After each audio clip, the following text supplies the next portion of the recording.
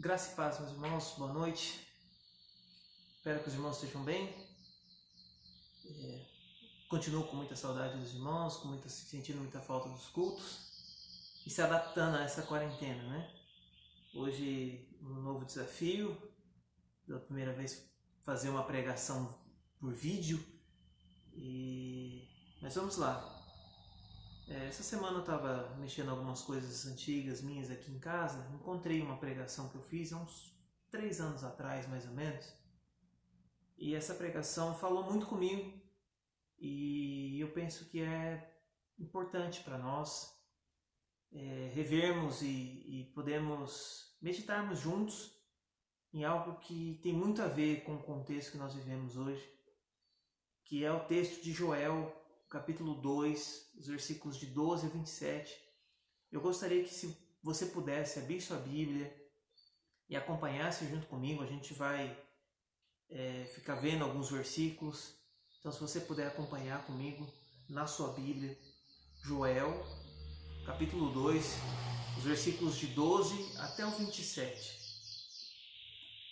Diz assim a palavra do Senhor. Ainda assim, agora mesmo, diz o Senhor, convertei-vos a mim de todo o vosso coração, e isso com jejuns, e com choro, e com pranto. Rasgai o vosso coração, e não as vossas vestes, e convertei-vos ao Senhor vosso Deus, porque Ele é misericordioso, e compassivo, e tardio em irar-se, e grande em benignidade, e se arrepende do mal.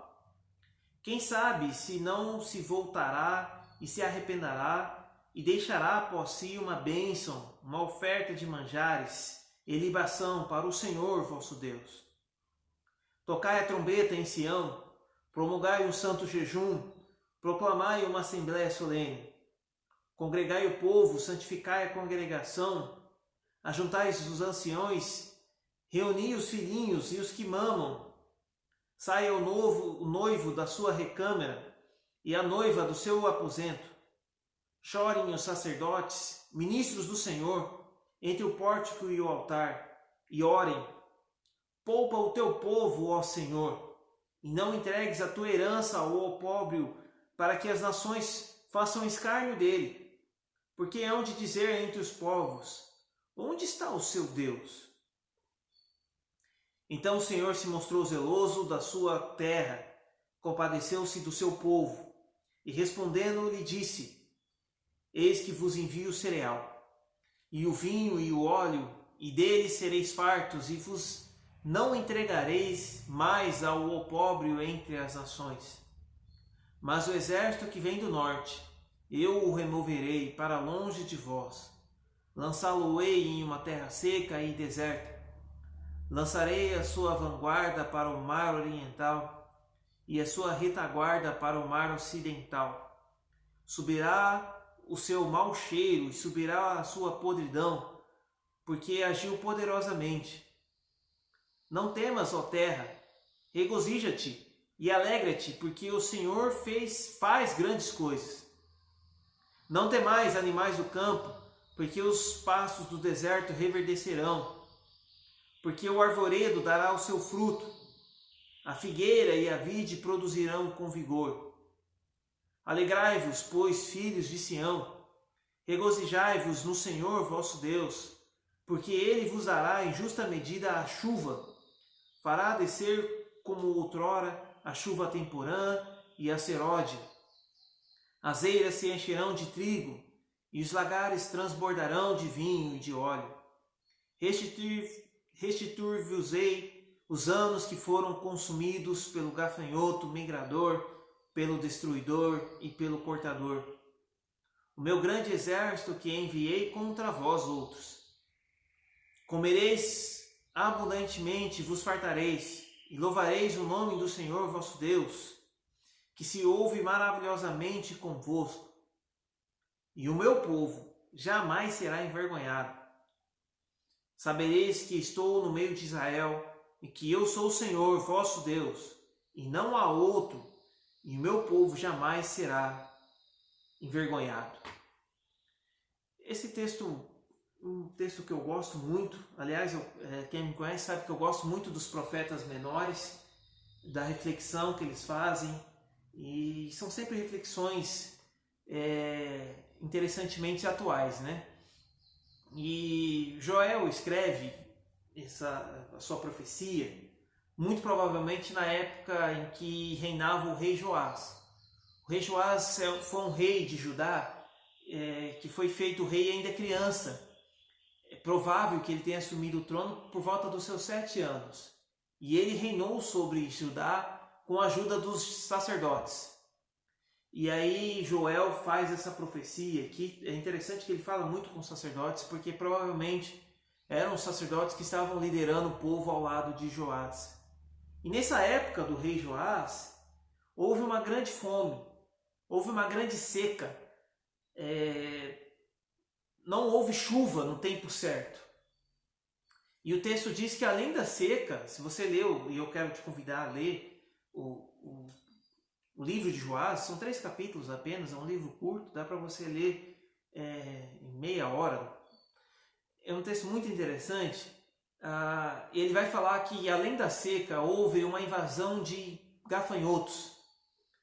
E aí ele fala o gafanhoto migrador, o gafanhoto destruidor, enfim, outros, o gafanhoto devorador, enfim, vários gafanhotos. Esses gafanhotos vieram até a terra de Israel e destruíram as plantações que já estavam poucas. E por causa desses gafanhotos e por causa dessa seca grande, houve então uma recessão econômica. Não havia mantimentos, não havia comida, o povo estava em crise, havia fome. Uma grande crise, uma recessão, né? É uma palavra que talvez para nós vai ser comum, infelizmente. Daqui a um tempo já está sendo comum, infelizmente. Mas Israel estava passando por esse momento de crise, de recessão, por causa de um fenômeno natural que é a seca. E é interessante que para o judeu dessa época, eles associavam a chuva com as estações do ano. Então, por exemplo, uma estação só entrava, o outono ou a primavera, quando derramava-se a chuva. Então, eles estavam vivendo um período de inverno, esperando as chuvas seródias, ou as chuvas temporãs, que marcariam o início da primavera e do verão. E como houve essa seca, as chuvas demoraram a aparecer, esse período de inverno ele foi estendido. É como se o inverno, para o judeu dessa época, nesse ano aqui, durasse mais do que normalmente se dura o inverno, por falta da chuva. E quando se vinha a chuva, então se trocava a estação, então vinha o verão, então vinha a primavera, enfim, e depois o verão. E interessante que Joel, então, ele olha para essa calamidade, para esse fenômeno natural, que é a seca, que é a chuva, que é o inverno, esse inverno prolongado, e ele então associa isso com uma crise espiritual que o povo também estava vivendo. Em meio a essa seca, em meio à fome, em meio à crise que o povo estava vivendo, o povo estava inerte. O povo não correu para Deus. O povo não orou, o povo não chorou, o povo não jejuou. Eles estavam inertes, parados. E Joel associa então essa crise, esse período de fome, de recessão, de inverno, com essa crise espiritual que o povo estava vivendo. E aí ele faz alguns alertas aqui para a nação de Israel, e esse texto que nós acabamos de ler traz alguns segredos, algumas dicas, algumas lições para nós, para como nós podemos lidar com esse momento de crise, de recessão, de inverno. O inverno mudou a percepção do povo. O povo se esqueceu quem era Deus. O povo se esqueceu quem ele era. O povo não correu, não se voltou para Deus, ficou inerte, ficou preocupado, ficou desesperado, não havia comida. Outro ponto interessante que eu acabei esquecendo de falar é que por falta da comida, por falta do alimento, por causa da crise, o povo estava deixando de congregar no templo. Alguma coisa parecida com a gente? Não sei, né? Mas não havia mais culto, porque não havia oferta, né? Você sabe que na época de Joel, no Antigo Testamento, o povo ia até o templo para oferecer o seu sacrifício, para oferecer a sua oferta. Mas era um tempo de fome, de recessão. Não tinha como o povo ir lá oferecer um cabrito, porque não havia cabrito. Não havia animais disponíveis para a oferta e o templo estava fechado. Uma grande crise. Isso se abateu sobre o povo, uma crise espiritual. E Joel olha para essa situação, ele vê essa crise espiritual que o povo estava vivendo e a falta de iniciativa do povo em relação a Deus. E ele então, a partir do versículo 12 aqui do capítulo 2, ele faz essa convocação para o povo. Mas esse momento de inverno, de crise, ele traz algumas perguntas para nós. Tem que trazer algumas perguntas para nós. E uma das perguntas, a primeira pergunta que esse texto nos apresenta aqui, que precisa ser respondida, está no versículo 17, no final do versículo 17, que diz assim: onde está o seu Deus? Onde está o seu Deus? A Joel chega a essa conclusão, falando com o povo, chamando o povo para um jejum, para uma oração, para a santificação e tudo mais. E aí ele chega à conclusão, porque sim, se a gente não fizer nada, as nações vão olhar para nós e vão dizer: onde está o seu Deus? Mas é interessante que Joel, antes disso, ele responde: onde está Deus? Ele responde quem é Deus, né? A pergunta talvez melhor seja: quem é o seu Deus? E eu queria que você refletisse comigo, nesse momento de crise, esse inverno, né? Nós estamos prestes a entrar no inverno, né? Daqui poucas semanas, se eu não me engano, meses, nós estaremos no inverno e talvez seja um momento mais difícil aí para nós. Mas nesse momento de inverno, quem é o seu Deus ou onde está o seu Deus? Joel, ele traz aqui para o povo, ele lembra o povo alguns aspectos, algumas características, alguns atributos de Deus. Eles falam: olha, não se esqueça quem é Deus. Eu sei que está difícil o inverno, uma crise, a recessão, mas olha, Deus continua sendo Deus. Nós gostamos muito de cantar uma canção, talvez você cante aí, que diz: se Deus fizer, Ele é Deus, se Ele não fizer, Ele é Deus, se tudo der certo, Ele é Deus, se tudo não der, Ele é Deus. Mas isso precisa ser mais do que uma canção. Isso precisa ser verdade para nós. Joel lembra o povo aqui algumas características de Deus. No versículo 13, ele diz que Deus ele é misericordioso, compassivo, benigno. Esse é o nosso Deus. Mesmo em meio ao inverno, mesmo em meio à crise, mesmo em meio à recessão, Deus é misericordioso, Deus é compassivo, Deus é benigno, Deus é bom, Ele continua sendo bom, o tempo todo Ele é bom. Nós podemos confiar na misericórdia do Senhor. Aliás, as misericórdias do Senhor são os motivos de nós não sermos consumidos. Nós temos que nos agarrar a essa misericórdia. O texto de Êxodo, no capítulo 34, versículos 6 a 7, você pode ler depois, ele diz que grande é a misericórdia do Senhor, e essa misericórdia dura até 1000 gerações. Nós podemos confiar na misericórdia de Deus. Nós devemos nos agarrar a essa misericórdia. E eu faço um convite para você, mesmo em meio a esse tempo de crise, mesmo em meio a esse tempo de recessão, existe graça, existe misericórdia, existe bondade de Deus, e eu te convido, te incentivo, te desafio a enxergar a misericórdia de Deus, a enxergar a graça de Deus em meio a tudo isso. A graça, a misericórdia, porque Deus continua sendo o mesmo. Deus é imutável. E a Bíblia diz que Ele é misericordioso. Ele é misericordioso ontem, Ele é misericordioso hoje, e Ele vai ser misericordioso amanhã, porque esse é o nosso Deus. Joel diz também para o povo que Deus é provedor. Nos versículos 18 e 19, o texto diz que Deus se compadece e que Ele vai enviar o cereal, Ele vai enviar o vinho, o óleo, enfim. Ele vai fartar o povo de Israel, a nação de Israel. O que isso quer dizer? Joel está falando, olha, Deus é o Deus provedor.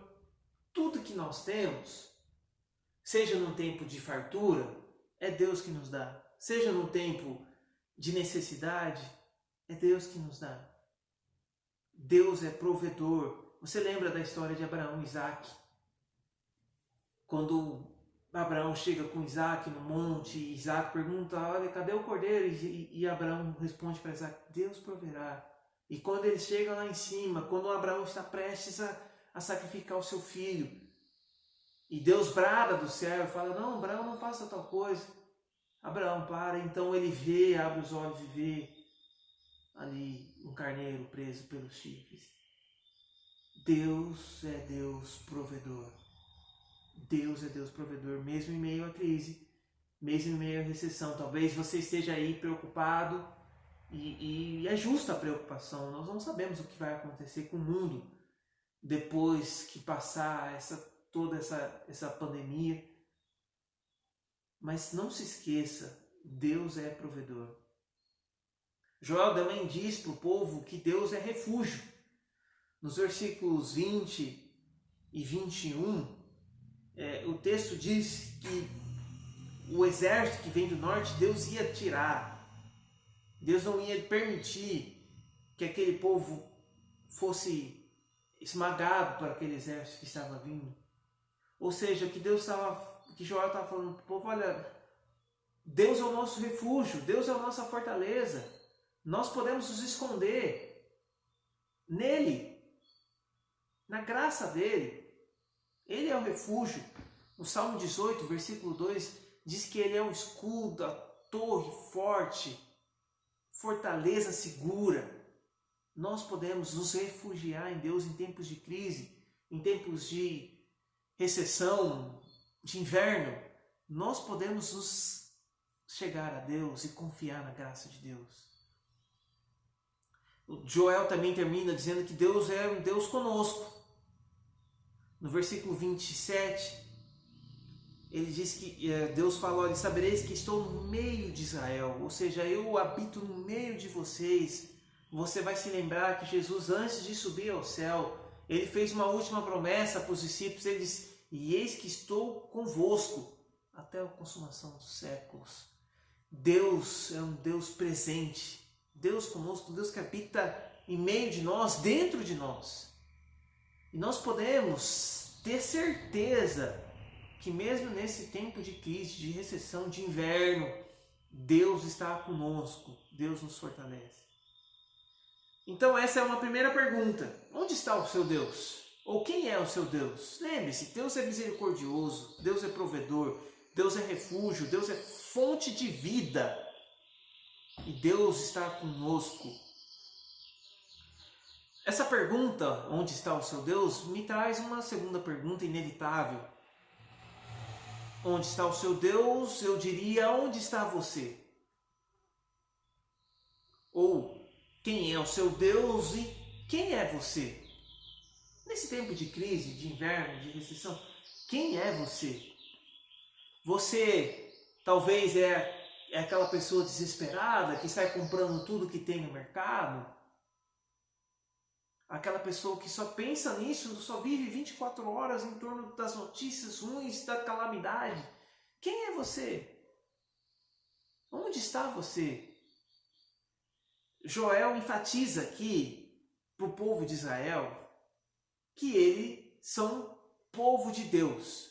Você vai ver isso nos versículos 17, no versículo 18, no versículo 26 e no versículo 27. Joel deixa muito claro. Povo de Deus, ou o próprio Deus falando, povo meu.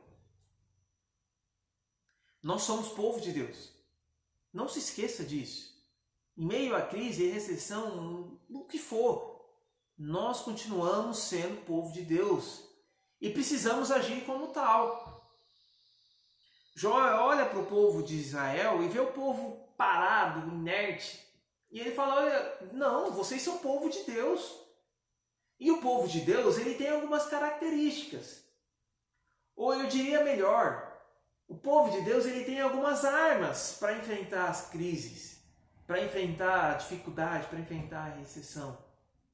Joel lista aqui uma série de coisas. Entre elas, por exemplo, o povo de Deus é um povo convertido. Não é porque nós estamos em quarentena que nós vamos abandonar a nossa santidade, que nós não vamos manter limpo o nosso altar. Muito pelo contrário, o povo de Deus é um povo convertido. Versículo 12, Joel conclama a nação de Israel: olha, convertei-vos, voltai a Deus. Um povo voltado a Deus, um povo, essa palavra convertido, é você indo numa direção e retornar, fazer um retorno para Deus. E nesse tempo de crise, de quarentena, do que for, nós precisamos voltar para Deus, estar com os nossos olhos em Deus. Joel também fala que o povo de Deus é um povo que busca Deus com jejum. Né? E aí, mais uma vez, e aí eu tiro até para mim, né? Às vezes alguém já faz essa brincadeira, né? Na quarentena parece que a gente come o dobro, né? Eu não sei você, mas eu particularmente tenho comido muito mais, né? Dá muita fome, não sei. Mas por que não? É tempo de nós fazermos jejum, buscarmos a Deus. Primeiro pelos nossos próprios pecados, primeiro pela nossa situação de miséria espiritual, depois pela situação do nosso país. Meus irmãos, nós não sabemos o quanto isso vai afetar o país ou não, mas nós precisamos orar e jejuar pelo nosso país, pelos mais pobres, pelos necessitados, para aqueles que vão precisar. Joel também disse que o povo de Deus é um povo que chora. Não chora para Deus. E aí eu quero trazer à sua memória o estudo que nós fizemos no Sermão do Monte. Que esse choro aí não é qualquer choro, mas é um choro no sentido espiritual. Que chora os seus próprios pecados, que chora a sua agonia. Que se arrepende, que se volta para Deus. Joel também diz no versículo 13 que o povo de Deus é um povo que rasga o coração e não as vestes. Ou seja, o que Joel está falando é que o povo de Deus é um povo sincero de coração, íntegro de coração, que não vive de aparência, mas vive de verdade. E aí, talvez agora seja a nossa grande chance de viver o nosso cristianismo verdadeiro. Não tem mais igreja para nós irmos e vivermos de aparência para o pastor ver, para o irmão fulano ver, para o irmão Beltrano ver. A nossa vida agora é diretamente com Deus. E é Deus que está nos vendo. E Ele vai saber se nós rasgamos de fato o coração ou as vestes. Se nós vivemos de verdade ou de mentira. Joel também conclama o povo, chama o povo para se congregar. E aí talvez você agora pare e pense: você está doido, congregar agora não dá, não pode, a igreja está fechada justamente porque não pode ter aglomeração. Mas eu queria trazer para você a importância de se viver em comunhão, mesmo à distância. Nós podemos sim ter comunhão virtual, é uma das ferramentas que nós temos hoje. Nós podemos ter comunhão com os nossos familiares, ter comunhão com alguns irmãos da igreja, seja por telefone, pela internet. Precisamos sim nos juntar e orar.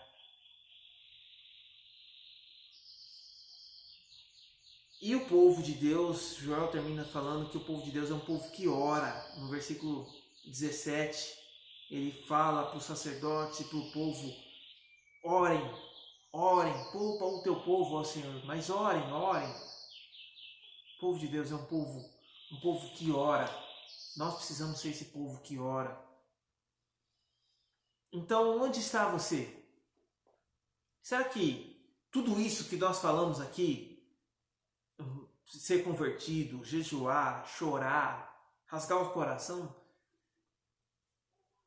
orar, ter comunhão com as pessoas, ainda que seja de maneira virtual, será que você se enquadra nisso? É um povo de Deus?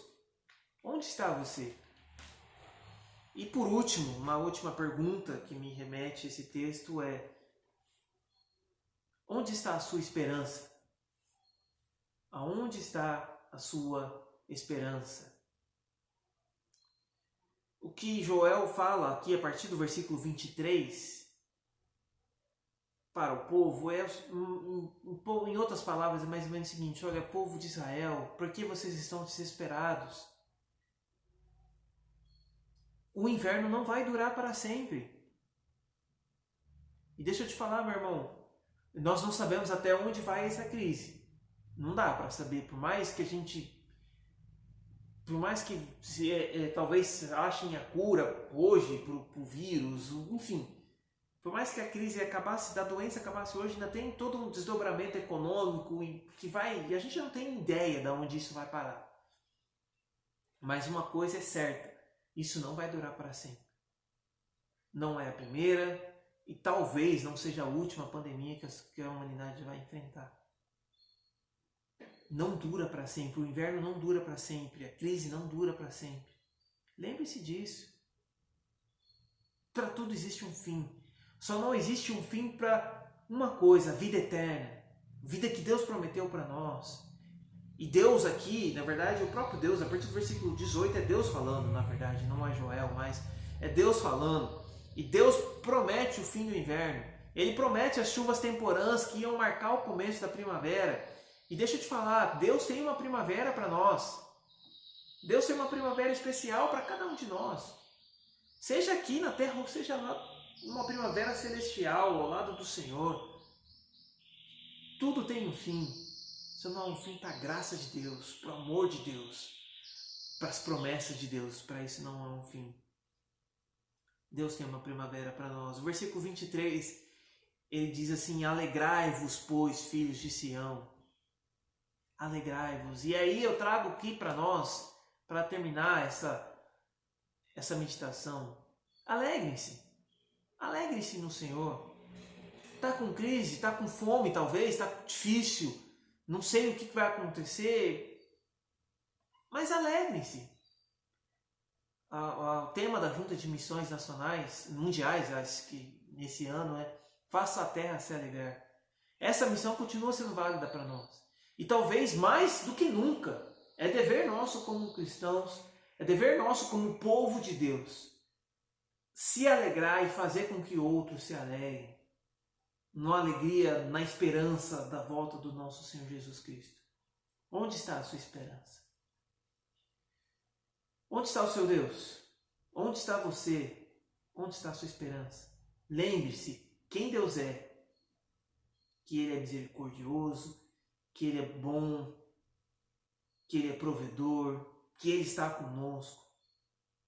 Lembre-se quem você é. Você é povo de Deus, povo santo de Deus. E por isso você precisa orar, você precisa jejuar, você precisa se santificar, você precisa ser sincero e verdadeiro. E lembre-se, o inverno não dura para sempre. Coloque a sua esperança no Senhor. Que Deus possa te abençoar. Eu sei que talvez a crise que nós vivemos, algumas pessoas, não seja nem por causa do vírus em si. Esse vírus vai passar. Mas existem crises espirituais que nós podemos nos encontrar também, invernos espirituais. Mas esses invernos também passam. E se você precisar, se você estiver precisando, não viva, não morra sozinho, aliás. Procure ajuda, procure oração. Eu estou à disposição dos irmãos para quem precisar de um conselho, de uma oração. Que Deus te abençoe, que você se fortaleça no Senhor, na graça do Senhor, em nome de Jesus.